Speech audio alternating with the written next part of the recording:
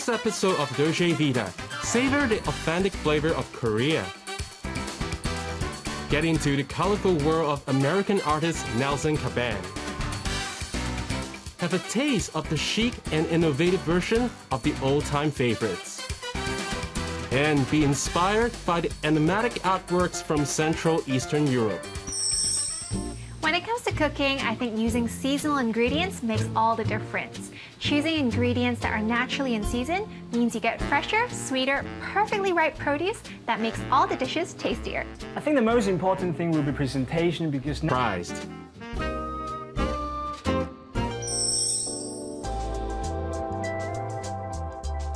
So my inspiration comes from direct interaction with people, just walking around the city day to day. My philosophy is to create art that kind of shows human nature. Me as someone who's lived in different countries in my adult life, I try to find a common thread that ties everyone together, irrespective of culture and language. To Nelson Caban, the creative process is a means to impact people's lives positively. That's why once you step inside his studio, you can experience a space that's filled with uplifting energy. 10 years ago, I bought a one-way ticket because one of my good friends was teaching English in Zhongshan. I had to come here to renew my visa for mainland, and I went to Lang Kwai Fong, and I had so much fun that I was like, I want to live here. And it took me about 18 months to figure out how to get a visa, but I just fell in love with the city from like the first couple of weekends staying here. All art is kind of like a diary. Like I feel artists create from their lived experience. So wherever I go, whoever I meet, whoever I interact with kind of becomes part of the story. So me being in Hong Kong now for 10 years, I'm influenced by the food I eat, the buses I take, the people I talk to, my friends, and it all kind of comes into the work. I'm developing them in a different way. But I think for Hong Kong, the thing that I love the most is probably the food. Some of my work has these little elements inside of them. Nice to meet you, Nelson. So apart from painting, I know you're currently working on neon and some wood portraits. And when did you start creating these and why? So the neon was inspired by walking around Temple Street, Mong Kok. You would see the old neon signs that now the government has kind of like removed some of them. But I was struck by the beautiful, like, handcrafted nature of these neon signs. The wood portraits came from locally here in Fulton. I was walking by a local street, and there are many shops that sell wood, you know, big, about 1.5 meter by 2.5 meter size wood. And I've used wood in the past to make frames, to make stretcher bars, to stretch canvas. And I've been looking for like a new medium to work with. So I decided to buy these big pieces of wood and kind of cut them up and see what I can do with them. So what kind of like message do you want to express through these artworks? So I want to show how culture is universal. Although we have differences in customs and language, we all love family, we all love music, we all love to celebrate, we all love to feel love. As Hong Kong is a universal city, like, you know, international city, sometimes there's misunderstandings between people. But I feel like art is one of those cultural products that kind of bridge humanity. You know, like you could a universal language for... Absolutely, yeah. You know, it's just color, it's just a figure, it's just, people can understand it. And I think that's the beauty in it. Anyone from adults to children can kind of feel the energy and the intention. And I think there's something really beautiful about that. Looking around, there's so many decent artworks right here. Which one is your favorite? Probably this one right behind us. So this was done for a show here in Hong Kong many years ago. And it was about the 1980s, just the culture in general, the music. It's the first like successful experiment with the wood. So. A lot of like different aspects. There's like car here, socks here. There's a lot of different elements just getting involved in this picture. There's a little bit of Hong Kong even in the New York piece here. Is there any like specific one representing Hong Kong or? So about a month ago, I started doing like these wooden face portraits. There's like mahjong here. There's mahjong. There's the lanterns. There's the ice cream truck. There's the egg waffle. There's a signature street right here. So I put Nelson Street. Shoes and sportswear. I feel like the signature will throw off the harmony. I decided just to put Nelson Street instead. So This one I entitled Local Girl. And yeah, I did this specifically for Hong Kong. What about this trendy Well, it's the whole shape? little heart, yeah. Trendy one, right? Yeah, you know, people go and they take the photos of the little heart. You have to use 3 words to describe your artworks. I would say passion, color, and life. Okay. So I feel anything you do in life, especially something that you dedicate years to do, you have to be passionate about it. I do have a passion for art. I stopped a couple years after university, and when everything in life kind of went downhill for whatever reason, art was always there to save me. Yeah. So art is my passion, right? Color, for me personally, makes me happy. Like, I like to dress in color, I like to have color around me. And in life, I feel like life's a celebration. And in particular about these works, they're gonna outlive me, hopefully. I have to say that I totally feel that because I just feel so energetic when I come into here. You know? I just feel like it's a very lively place right here. So are there any like upcoming projects or goals from you? We'll see. Right now, the biggest project is probably one for the Tokyo Olympics, but who knows if it's still gonna be on schedule. I'm looking forward to it too.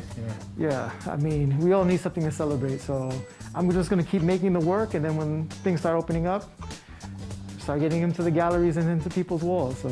Thank you so much, Nelson. Very Thank you for impressive. coming. Appreciate it. Artists have their own style in art, and some of them usually integrate various techniques to develop their unique artistic style. Nelson's innovative techniques that merges oil painting, wood art, and neon light design to create a distinctive art piece that is very impressive. So, does it also surprise you? After the break, enjoy traditional taste with a modern twist.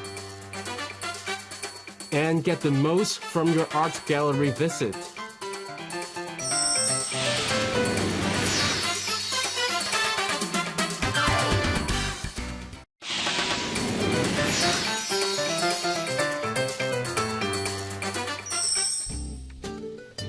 What is your take on keeping traditions alive in a modern world?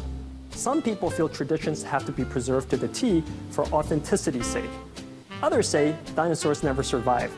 You have to incorporate changes even into things historic.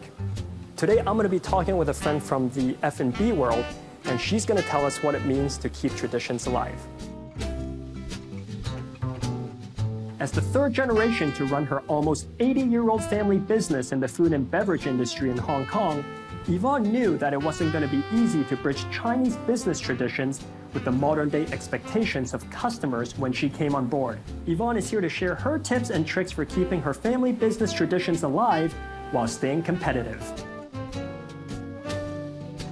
You're the 3rd generation as well as the first female to helm your family's business. That must be exciting. Tell us about that. I wouldn't say like very exciting, but it's like definitely very challenging. Every year we have something new, and it's kind of it's a very good training ground, I would say, to give me a different opportunity to try different things and then get myself stronger and think bold and think bigger. You mentioned challenges. For a project like this, there are bound to be ups and downs as well as disagreements over things such as design or the kind of food that's served or even the color of the drinks. How do you overcome those challenges? The most difficult part is I sort of have a dream, what is it like, but how to convey the message to the team and to the family members, as well as how do I have to make it concrete, and especially, for example, the food itself, how to balance authentic and creations and contemporary. So this is something that you need to try and error to tackle all this challenge. Give our audience some insight into how you go about transforming an iconic and traditional local restaurant brand into something that's hipper and more contemporary. I try to make it through two ways. One is from the food, the other one will be from the ambience, the venue itself. For the food, for example, nowadays people like taking photos before they start eating, right? Yeah. So of course I have to make the dish more interesting and then let people enjoy it before taking pictures. So that's the first approach. So, for example, one of our signature one will be taking our signature dish, roast goose, the roast goose legs, and then put it on the charcoal grilled stove. Charcoal grilled goose is our restaurant's signature dish. So I pay a homage to our main restaurants. So this is the linkage between the new one to the old authentic Cantonese restaurants.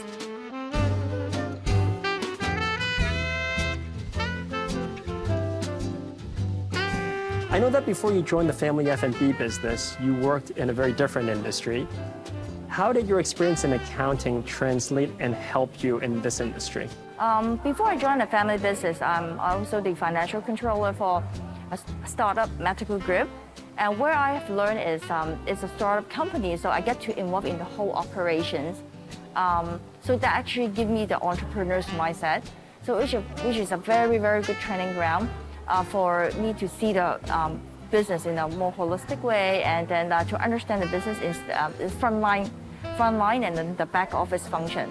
So actually that equipped me very well to come back to the family business and help the company. Finally, I want to ask you, how do you strike a balance between preserving something that's traditional and iconic and creating something that's new and exciting? While we're doing the creation, we always keep one thing in mind, that we always have to stick back to our tradition, the culture, and the authenticity. But meanwhile, on the creation part, we will try to do a lot of different selections, more selections with the customers. For example, we have the afternoon tea sessions. Nowadays, a lot of Western tea set, right? So we would create something like, okay, there is while there are many Western ways, there is a Chinese way of doing an afternoon tea set.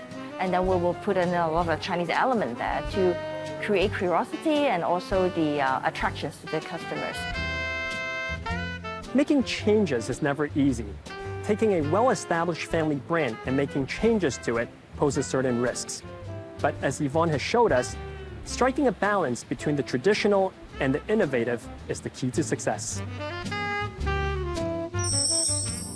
There are 100 reasons to love living in Hong Kong. And to me, I love how diverse the city is. There is always a host of opportunities to discover different cultures and explore new things. Without leaving our hometown, we can even experience some of the most exotic cultures in the world in the coolest way.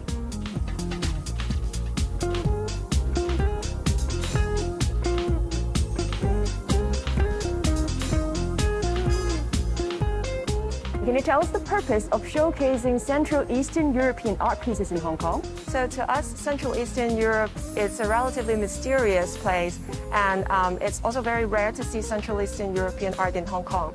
Because of the unique geopolitical background of the region, it has actually inspired a lot of amazing artists to create very unique works. So we thought it would be a pity to miss that just because we are unfamiliar with the culture. And also part of our foundation's mission is to fill the void and to bring something new to Hong Kong. And therefore, we thought it would be nice to educate the public through this showcase. And is there one or two favorite pieces? Can you tell us more about it? Among the Central Eastern European art, I think Mira Burka, it's a very amazing artist from the ex-Yugoslavia. Mira Burka left her country and she went to Rome, and then she joined a group called Illumination Group, led by a Japanese artist called abreast.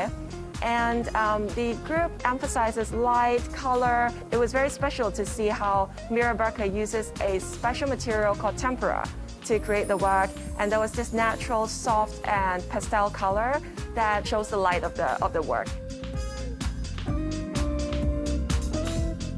Precision, the use of color, execution, composition, etc.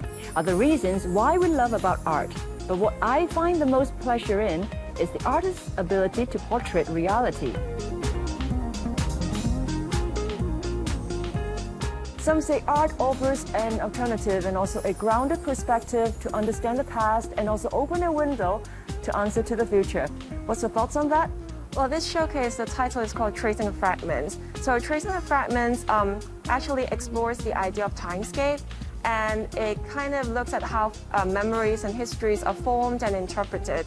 And through putting together pieces of fragments that we remember or we experience, then we thought, through this showcase of showing all the artists' experience together, the audience can actually look at the past and also aspire to the future.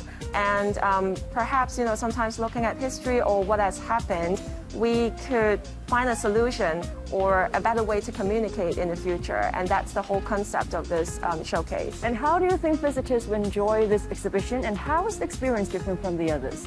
But I think this showcase is very diverse, like art form-wise. You'll see geometry work, and then you'll see installation, kinetic installation, and there's video work, and there's also very handcrafty embroidery works. And also, while we understand Central Eastern European culture might be a little bit foreign to the local audience, we created some education programs or education tools that would help them understand the show a lot more. So on the wall, you'll see prompt questions where it's almost like there's a guide leading you when you're walking through the exhibition. And there's also another tool called Tube, where it's like a compass, a lot of questions on the paper, and then kids or audience can also walk through while they're holding the tool and answer the questions in the tool.